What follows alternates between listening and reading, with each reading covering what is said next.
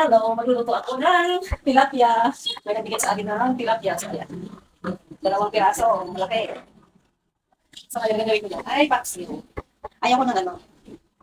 Ayaw ko kasi ng ma-oil. Ayaw ko ng prito ng prito. Gusto ko. Paksiw na. Hindi ako magsasawa sa isda. My favorite is fish.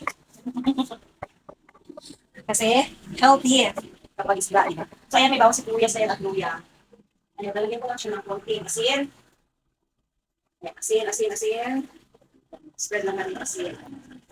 And then, vinegar. At black pepper powder. So, ayan. Pagkatansya lang yan. Okay. Tapos, I'm going to put maxolot.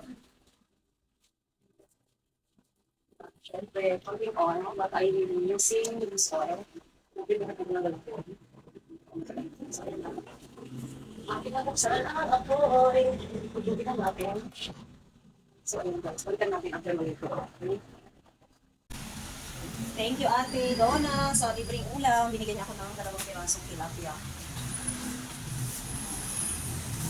Siyempre.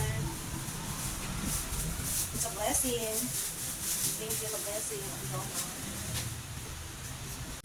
So, habang nag-aantay tayong maluto, makupo muna tayo. Dinamit ko yung biscuits ng kanay. Tapos, may sino kumani. Ayan, nag-arienda pa ako.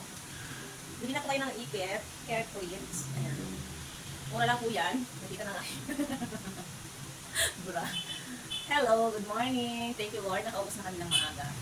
At eto, mag-almusal muna ako at magtutupiin ng aking damit. Yung labahan. Good morning everyone!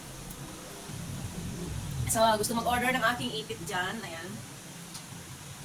Let's i-model natin.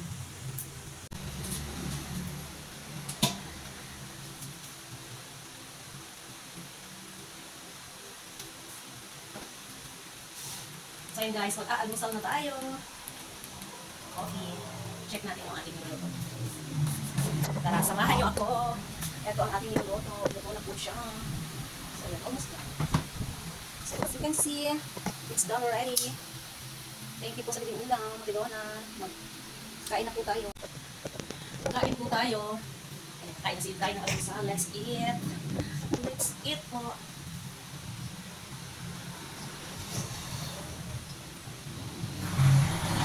Kain po.